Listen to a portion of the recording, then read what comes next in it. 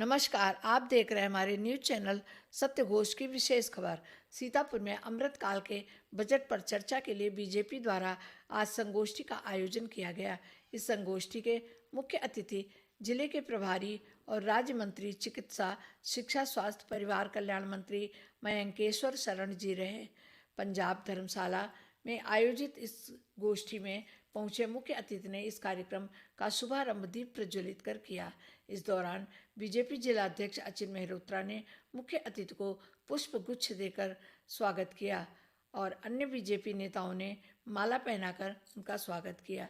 BJP द्वारा आयोजित इस कार्यक्रम की शुरुआत करते हुए जिला अध्यक्ष अचिन मेहरोत्रा ने कहा कि आज़ादी की 75 साल बीत जाने के बाद अमृतकाल के दौरान मोदी सरकार का यह बजट सभी के हितों को देखकर लाया गया है। इस गोष्ठी में मुख्य अतिथि प्रभारी मंत्री मयंकेश्वर शरण जी ने बीजेपी नेताओं और उपस्थित व्यापारियों को संबोधित करते हुए कहा कि मोदी सरकार के नेतृत्व में आज G20 जैसे देशों का प्रतिनिधित्व करने जा रहे हैं और अमृतकाल का यह अंतरिम बजट सर्वव्यापी है। उन्होंने कहा, छोटे व्यापारियों को अब टैक्स से भी राहत मिल गई है क्योंकि सरकार ने इस सत्र में 5 लाख से बढ़ाकर 7 लाख कर दी है। इससे छोटे व्यापारी अब कर की सीमा से छूट जाएंगे और व्यापारियों को इस सरकार में व्यापार के नए आयाम भी मिलेंगे। राज्य मंत्री मयंकेश्वर शरण सिंह ने कहा, इन्वेस्टर्स समिट में आज प्रदेश के 21 लाख करोड़ का निवेश होने जा रहा है, जिसमें प्रदेश की अब तस्वीर बदल सकती है और साथ ही युवाओं को रोजगार के भी नए अवसर प्राप्त होंगे। बीजेपी जिला मीडिया प्रभारी पवन सिंह शिल्पी ने बताया कि इस कार्यक्रम के दौरान मंच पर मुख्य अतिथि के साथ बीजेपी जिला अध्यक्ष अचिन मेहरोत्रा, MLC पवन सिंह चौहान, सेवता विधायक ज्ञान तिवारी, मोहाली विधायक शशांक त्रिवेदी, मिश्रिख विधायक रामकृष्ण भार्गव, क्षेत्रीय महामंत्री श्रीमती नीरज वर्मा एवं पूर्व MLC राकेश सिंह सहित बीजेपी जिला उपाध्यक्ष संजय मिश्रा, बीजेपी जिला महामंत्री रोहित सिंह, व्यापारी तुषार साहनी, व्यापारी गोपाल टंडन, गोपाल अग्रवाल, मुकेश अग्रवाल, हरीश शाह, कोहली, व्यापारी नेता प्रेम अग्रवाल, वीरेंद्र पुरी, भगवती गुप्ता, कमल नयन आर्य, सरदार दलजीत सिंह, सुनील टंडन, आशीष शास्त्री, अनुराग रोशन सहित बीजेपी पदाधिकारी, कार्यकर्ता सहित व्यापारीगण मौजूद रहे। ऐसी अन्य खबरों को देखने के लिए हमारे चैनल को सब्सक्राइब, लाइक, शेयर व कमेंट अवश्य करें। धन्यवाद।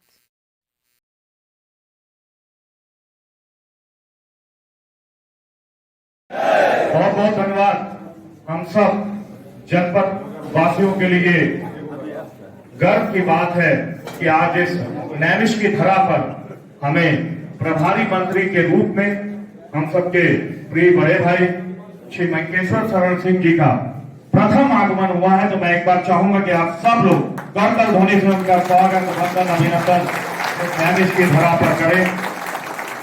मंच पर विराजमान हमारी क्षेत्रीय महामंत्री श्रीमती नीरज वर्मा जी, हमारे सम्मानित MLC श्री पवन सिंह चौहान जी, हमारे पूर्व जिला अध्यक्ष तिरुपति से यशस्वी विधायक श्री ज्ञान तिवारी जी, मोहाली से हमारे यशस्वी विधायक श्री शशांक त्रिवेदी जी, मिश्रिख से हमारे यशस्वी विधायक श्री रामकृष्ण भार्गव जी, हमारे इस कार्यक्रम को देख रहे जिन्होंने बहुत अपना योगदान इस कार्यक्रम में दिया, ऐसे हमारे व्यापार प्रकोष्ठ के क्षेत्रीय सह संयोजक श्री तुषार साहनी जी, जिले के महामंत्री श्री रोहित सिंह जी, हमारे जिले के उपाध्यक्ष संजय मिश्रा जी, हमारे सम्मानित पूर्व MLC श्री राकेश सिंह जी सहित उपस्थित सभी हमारे व्यापारी गण, हमारे सभी कार्यकर्ता बंधुओं, मित्रों, आदरणीय मंत्री जी ने अपने उद्बोधन में बजट के विषय में जो प्रश्न पूर्व में आए उनका उत्तर देते हुए एक एक विषय को बड़ी सार्थकता के साथ आपके समक्ष रखा और अंत में उन्होंने एक संदेश भी दे दिया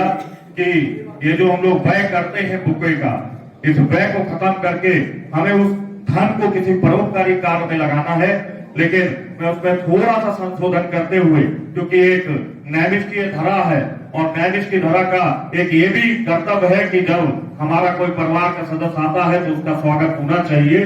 तो एक सिंगल फूल से हम लोग सदैव आदरणीय मंत्री जी का स्वागत करेंगे। उन्होंने जो अनुपालन करने के लिए कहा है उसको अक्षरशः हम लोग अनुपालन करने का काम करेंगे।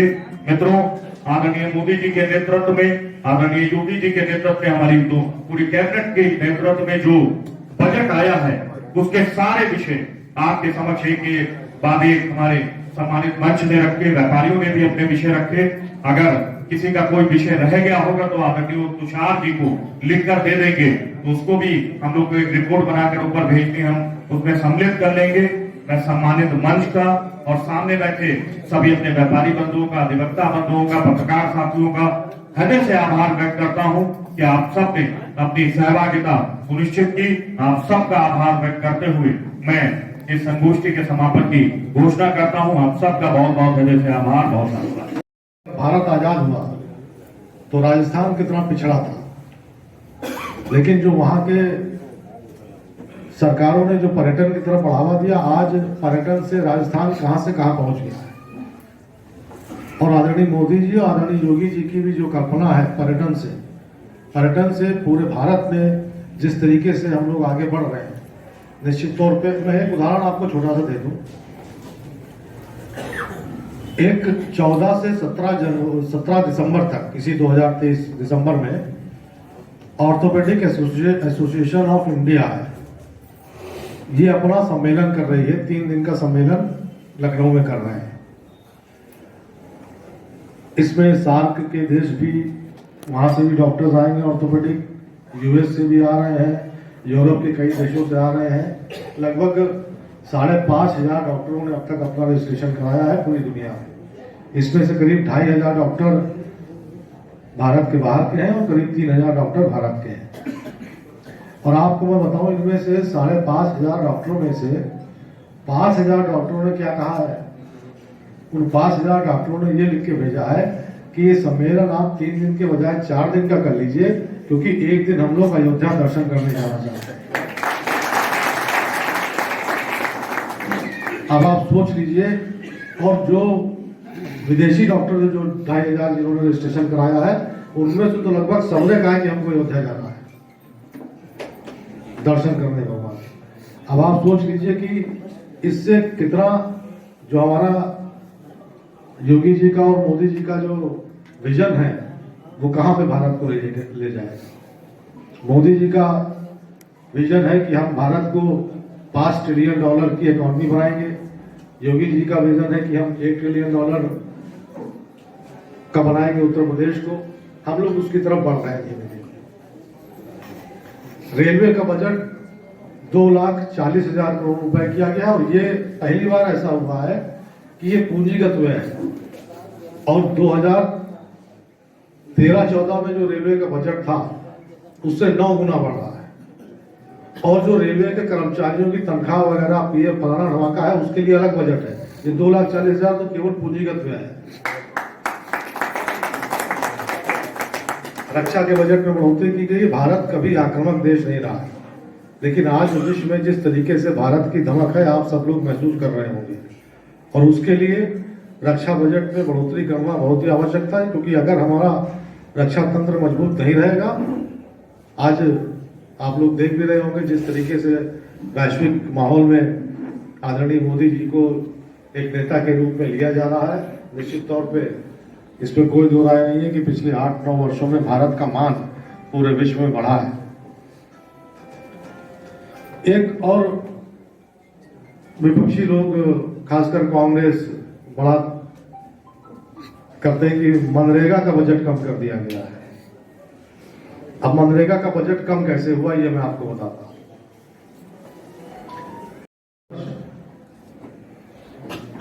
ये दिया जा रहा है और वो लागू है। अब विपक्ष के लोग कहते हैं कि किसी को कुछ नहीं मिला, तो हमें समझ नहीं आता ये 18 करोड़ किसान हिंदुस्तान के लिए।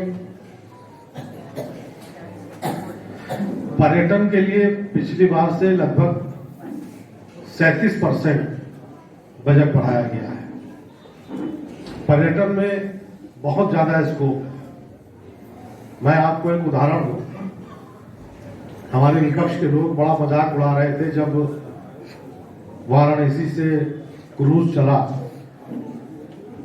13 जनवरी को क्रूज वो शुरू हुआ था और सब लोग बड़ा मजाक बना रहे थे कि इस क्रूज में कौन जाएगा, कैसे होगा, क्या होगा, ये बिना बचेगा। आपको मैं जानकारी दे दूं, ये 51 दिन का क्रूज है। वाराणसी से डिब्रूगढ़ तक ये 51 दिन में जाएगा। विभिन्न शहरों से होते हुए, धार्मिक स्थलों से होते हुए, रुक रुक के अपना सब जगहों पे घुमाते हुए 13 तारीख को ये क्रूज शुरू हुआ और 13 तारीख को 5 बजे तक आपको मालूम है इस क्रूज की बुकिंग कितनी हो गई? अगले 2 साल तक की बुकिंग हो गई है उसी दिन, एक दिन में। अब जो शहर उसके बीच में पड़ेंगे, आप सोचिए उन सबको इस पर्यटन से कितना फायदा मिल रहा है। और धार्मिक पर्यटन से चाहे उत्तर प्रदेश की सरकार आदरणीय योगी जी के नेतृत्व में और चाहे केंद्र की सरकार आदरणीय मोदी जी के नेतृत्व में चल रही है। जितने भी धार्मिक स्थल आप लोग देखिए, आप चाहे उज्जैन देख लीजिए, चाहे काशी देख लीजिए, विंध्यवासिनी माता का देख लीजिए, अयोध्या का तो बिल्कुल कायाकल्प पूरी तरीके से होते ही जा रहा है। इन सब से कितना धार्मिक पर्यटन से कितना लोगों को फायदा होने वाला है, अब ये विपक्ष के लोगों को कौन समझाए। पिछला जो कुंभ हुआ था प्रयागराज में लगभग 24 करोड़ लोग प्रयागराज में पिछली बार आए थे और इस बार जो 2024 में कुंभ होने जा रहा है उसमें हम लोगों का अंदाजा है कि लगभग 48 करोड़ लोग कुंभ के मेले में स्नान करने आएंगे, प्रयागराज आएंगे। आग्रह है सभी कार्यकर्ता बंधुओं से, मेरा आग्रह है और मैं अपनी विधानसभा में ये लागू रखता हूँ।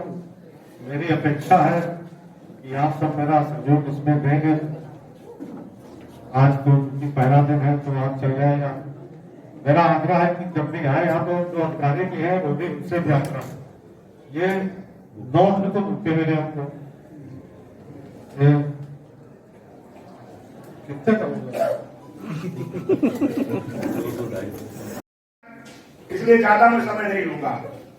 मेरा इतना ही कहना है कि दिल्ली की मोदी सरकार और उत्तर प्रदेश की योगी सरकार और मोदी जी का ये जो बजट, ये गांव गरीब किसान के लिए, झुग्गी झोपड़ी में रहने वाले इंसान के लिए, व्यापारियों के लिए, युवाओं के लिए और भारत पूरी तरीके से मजबूत हो, आत्मनिर्भर भारत बने, इसको लेकर के पूरी तरीके से समर्पित है। और जब कोई बजट आता है उसमें सब चीजों का रक्षा मंत्रालय से लेकर के या हर एक चीज को उस पर माननीय मोदी जी ने, प्रधानमंत्री जी ने नजर रखी है। लेकिन हमें जरूर सोचना पड़ेगा कि हम आजादी का अमृत महोत्सव मना रहे हैं। आजादी के इन 76 वर्षों में आज हमारे प्रभारी मंत्री, हमारे देखिए योगी जी को, हमारे प्रधानमंत्री जी को जो बजट दिया, उस बजट को लेकर के प्रत्येक जनपद में व्यापारियों के बीच में बैठ करके, लोगों के बीच में चर्चा करके, अगर कहीं कुछ और इससे अच्छा हो सकता है और व्यवस्थित हो सकता है, इसके लिए गोष्ठी के रूप में अपनी बात कहना और उसके साथ में अपनी आपकी बात सुनना, ये अगर कहीं आपको दिख रहा है तो भारतीय जनता पार्टी की मोदी सरकार और योगी सरकार में आपको दिख रहा है। आज नैमिष जैसा तीर्थ यहाँ पे आज लगभग 500 करोड़ रुपए का नैमिष के विकास के लिए विकास परिषद के रूप में अभी हमारे कैबिनेट मंत्री आदरणीय श्री जयवीर सिंह जी भी आए थे और आज हमारे प्रभारी मंत्री जी भी हैं। आज बड़े बड़े दूर दूर से आकर के लोग नैमिष में, बहुत से व्यापारी आएंगे, कोई होटल बनाएगा, कोई कुछ बनाएगा। मेरा यह भी निवेदन है आप लोगों से, जनपद सीतापुर में भी बहुत बड़े बड़े लोग रहते हैं, वो भी माननीय प्रभारी मंत्री जी से मिल करके व्यवस्थित करके, क्यों ना हम वहां भी, हमारा नैमिष के रहने वाले हैं, वहां भी हम अपनी व्यवस्था करके व्यवस्थित करने का काम करें। जब बाहर जा करके लोग कर सकते हैं तो हम क्यों नहीं कर सकते। इस रूप में भी हमें काम करना है। मैं ज्यादा बजट पे इसलिए नहीं बोल रहा हूँ, बोलने को मैं बहुत कुछ बोल सकता हूँ, क्योंकि हमें माननीय मंत्री जी को सुनना है और विशेषज्ञ वही है जो कि बजट जो लिखा पढ़ी में आया है, जिसको आपने भी सुना, हमने भी सुना है। जो कमियां हैं वो आप बता भी रहे हैं, कुछ लिख करके भी दे देंगे, जो कि हर आदमी तो नहीं। आदरणीय प्रेम जी ने अपने विषय रखा है, वीरेंद्रपुरी जी भी बैठे हैं, पूर्व महामंत्री भी रहे हैं और दरी के बड़े व्यवसायी हैं। वन डिस्ट्रिक्ट वन प्रोजेक्ट में हमारा सीतापुर दरी को लेकर के है भी, इसको लेकर के काफी हमको लगता है कितना हुआ है, कुछ 7 दशक भी हुआ है, काफी इन्वेस्ट हो रहा है यहाँ पे। ऐसे करके भिन्न भिन्न तरीके से भिन्न भिन्न काम करने वाले व्यापारी गण बैठेंगे जनपद सीतापुर के। मैं एक उत्तर प्रदेश सरकार का सदस्य होने के नाते आपका हृदय की गहराई से अभिनंदन करता हूं और इस आशा विश्वास के साथ जनपद सीतापुर पूरे उत्तर प्रदेश के 75 जनपदों में नंबर 1 बने, इसके लिए हम सब मिलकर काम करना है। इस आशा विश्वास के साथ माननीय मंत्री जी का, सम्मानित मंच का और सामने बैठे हुए सभी सम्मानित व्यापारियों का मैं हृदय की गहराई से अभिनंदन वंदन और आप सबको प्रणाम और अभिवादन करता हूँ। बहुत बहुत धन्यवाद।